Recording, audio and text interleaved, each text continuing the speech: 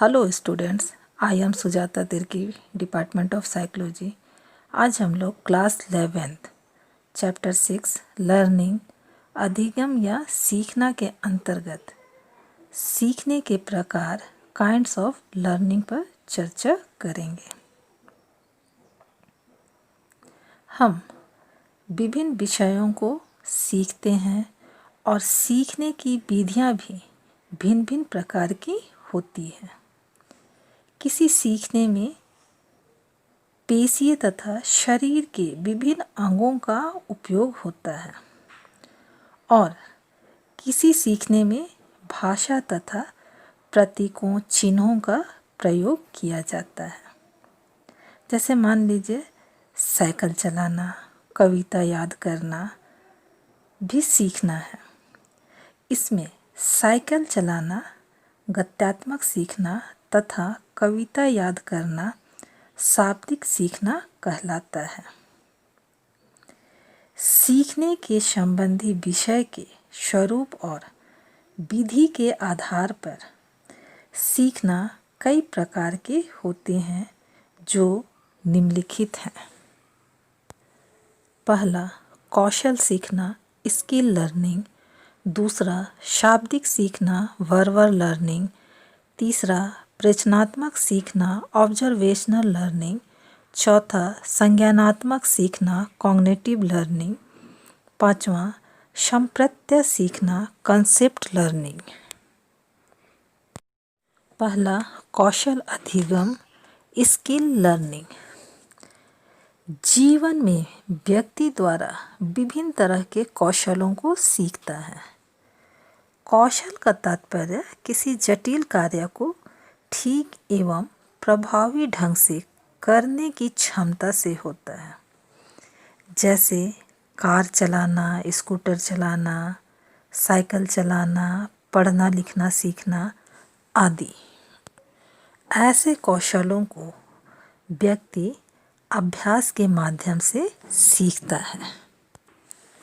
Car चलाना, cycle चलाना सीखना को गत्यात्मक सीखना कहते हैं, क्योंकि इस प्रकार के सीखने में हाथ, पांव या शरीर के खास अंगों का संचालन कर विशेष क्रियात्मक दक्षता प्राप्त की जाती है।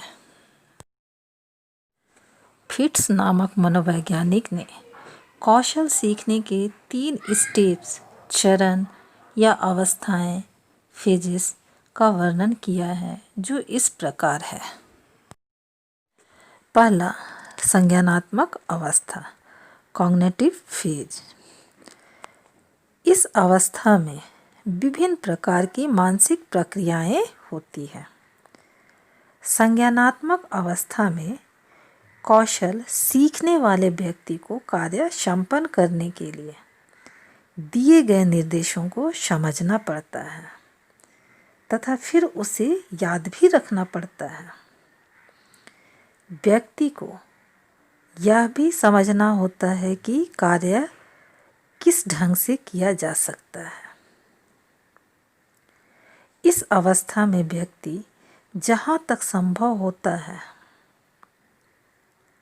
अपने चेतन में बाह्य संकेतों, निर्देशात्मक मांग, अपने द्वारा किए गए अनुक्रियाओं के परिणाम को सजग एवं सक्रिय रखकर कार्य करना पड़ता है।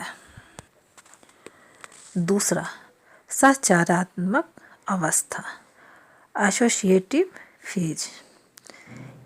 इस अवस्था में शिक्षार्थी दूसरे तरह की मानसिक प्रक्रियाओं को अपनाता है।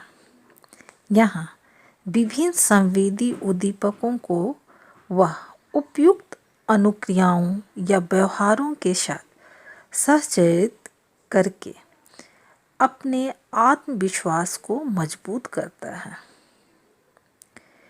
इस आत्मविश्वास के साथ जैसे जैसे वह अभ्यास करता जाता है वैसे वैसे उसका निष्पादन उत्तम होता जाता है और कार्य को संपन्न करने में समय एवं त्रुटि भी कम लगते हैं। इसी तरह का अभ्यास जारी रखने पर व्यक्ति का निष्पादन त्रुटि रहित हो जाता है। तीसरा, स्वायत्त अवस्था, ऑटोनॉमस फेज। कौशल अधिगम की यह अंतिम अवस्था होती है जिसमें शिक्षार्थी के निष्पादन में दो महत्वपूर्ण परिवर्तन होते हैं। पहला, इस अवस्था में व्यक्ति को कार्य करने में इतनी सफलता हो जाती है कि वह विभिन्न बिंदुओं पर कम से कम ध्यान देकर भी उत्तम निष्पादन कर लेता है। इसका कारण है कि बाह्य कारकों द्वारा उत्पन्न किए जाने वाले संभावित बाधाएं कम हो जाती हैं। दूसरा परिवर्तन यह है कि कौशल निष्पादन में स्वचालितता उत्पन्न हो जाता है जिसमें व्यक्ति सचेत प्रयासों पर कम से कम ध्यान देते हुए उस अर्जित कौशल को दिखला पाता है।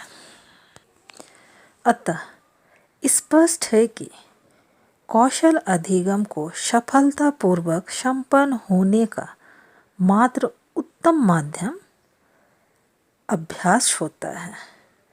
जैसे जैसे व्यक्ति कार्य पर अभ्यास जारी रखता है वैसे वैसे निष्पादन दर अपने आप मजबूत होते चला जाता है और त्रुटि रहित निष्पादन की स्वचालितता प्राप्त हो जाती है।